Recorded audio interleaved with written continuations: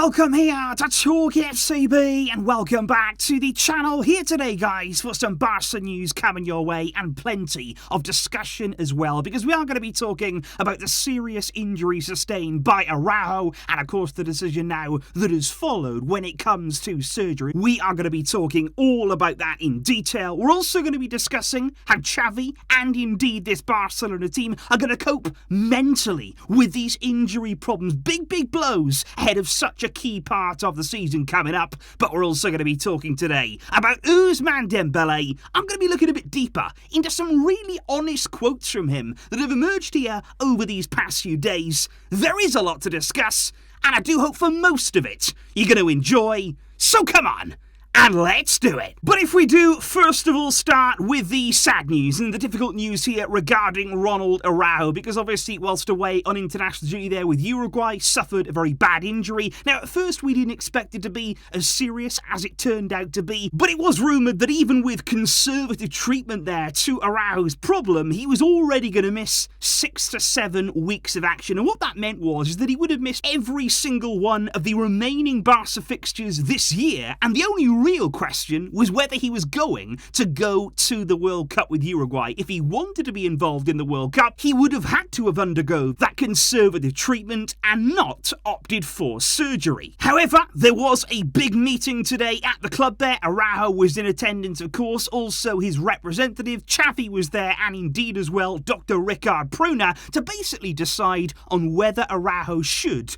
undergo surgery on his injury problem. Now, it seemed to be very much of the opinion of Xavi, the club, and indeed Dr. Ricard Pruna that Araujo should undergo surgery, as though that option there was the better one, the safer option, and indeed that is the decision he's gone for. Araujo has now decided, and it wouldn't have been an easy decision, but he has decided to undergo surgery. It's now being reported that he's going to miss a little bit longer, 2.5 months, which there is around 10 weeks of action. That will rule him out anyway, like I say, of the Barcelona fixtures this year. But crucially now, he is going to be ruled out of the World Cup. That is something that, of course, is going to hurt him. And I think what we have to do here is appreciate that decision from Araujo, because that is something there that deserves our respect. And I think appreciation here, because we've seen in the past players, I'm thinking about Titi, who really sacrificed their club career basically to play for the national team, to go to the World Cup. He didn't do surgery, of course, he sort of played through the problem, and we've all seen how that turned out from a Barca perspective. And I think Araujo here realises that he's 23 years old. He's an incredibly talented player with a huge ceiling in the game, and he's young. He's got plenty of opportunities, I feel, ahead of him here. There is going to be more World Cups, of course there is. Obviously right now, that's going to sting. Every player wants to play at the World Cup, but you want to be there at your absolute best. And I just think here, to avoid any complications on an injury, any relapses, any problems for him further down the line in his career, as much as it would have been tough, this decision, I feel, will prove to be the right one. So Araujo right now is going to undergo that surgery in the coming days. Of course, we wish him all the very best, and we will stay right up to date on exactly how his recovery is progressing.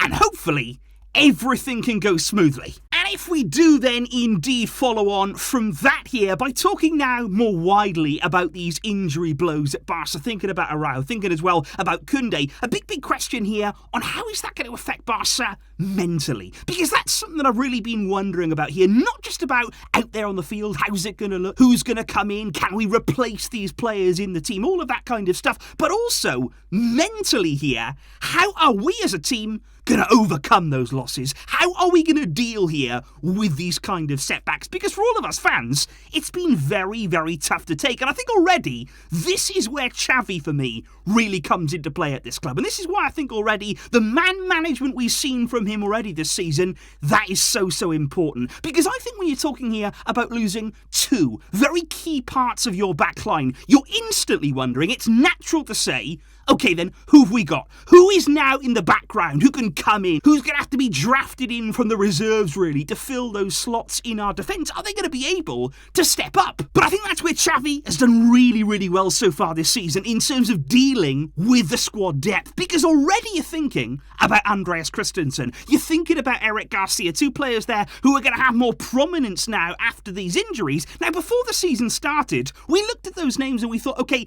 they're going to be backup players, they're going to be fringe players, they're going to be players who can play when the others can't, but maybe they're not going to be the first names on the team sheet.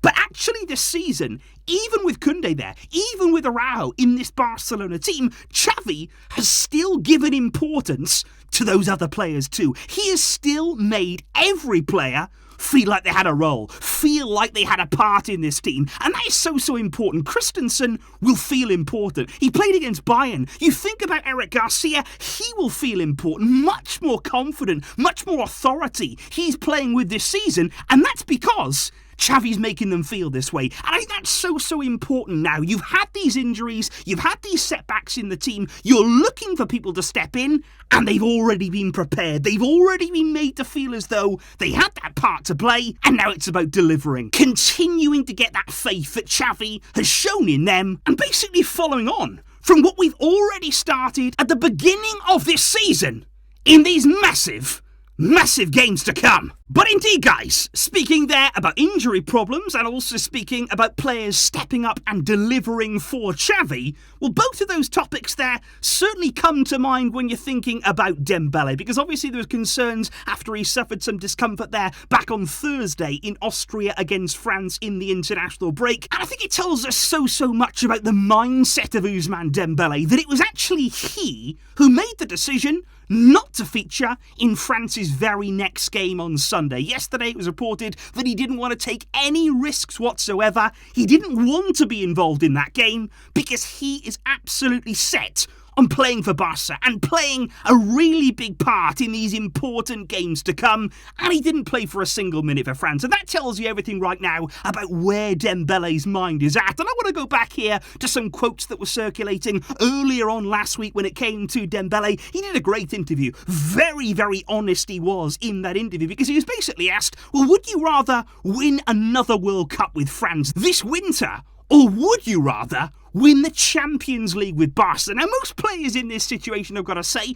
they're usually up for the national team. They usually back their own country. But Dembele, he said this. He said winning the Champions League with Barca. He said, that's my goal, to win the Champions League here. He said, that's one of the reasons why I stayed at Barca. He said, I don't really care either about individual awards, the Ballon d'Or, things like that. I am only looking forward to Barca winning the Champions League again. It's been 7 years since they've done that, and that's my goal. And he just seems to me right now, looking at this whole interview, very motivated, really driven this season to succeed at Barca, because he also spoke openly about the start of his career, about when he came in as a youngster at this club, for all of that money, and actually the time that he feels that he's basically wasted. He said, my lifestyle when I arrived at Barca, he said I was young, like everybody has been. He said the way that I was working wasn't good enough. He said, and if you don't work, if you don't work hard, you'll end up getting injured. You will stagnate in your career. And he said, plenty of people told me that. He said, I wasted a lot of time in my life. He said, basically, from 2017 to 2021, I lost 5 years of my life. And it seems right now to me like Dembele is a man who's basically looking to make up for lost time. He is looking now to hit back. Massive games on the horizon for him. We've got to keep him fit, of course. That is Xavi's number one priority, that he's done so well so far. Xavi and Dembele have been a really good partnership. They really seem to work well together. And there is absolutely no doubt in my mind whatsoever that Dembele can deliver and can step up in these big games to come. And just while we're on the subject, guys, of Dembele, I just want to clear something up that really has gone on for many months now, and indeed, a lot of time here on the channel, because many people, when all the contract saga was going on surrounding Dembele, they got it in their heads basically that I didn't like him, that I really didn't like him as a person, as a player, that I didn't want Dembele at the club. And I just want to clarify a few things right here.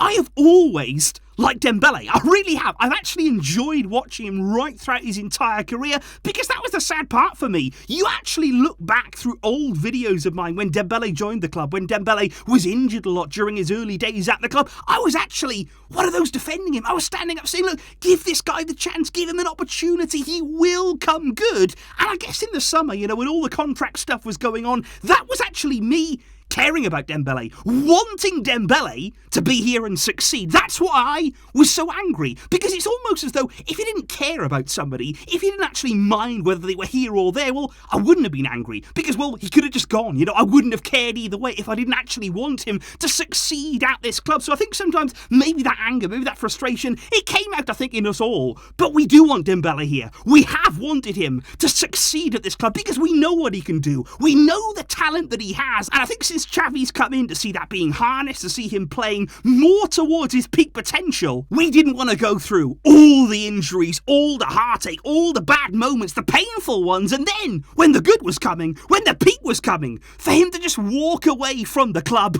We've still got him here. There's still plenty more, of course, that he wants to achieve.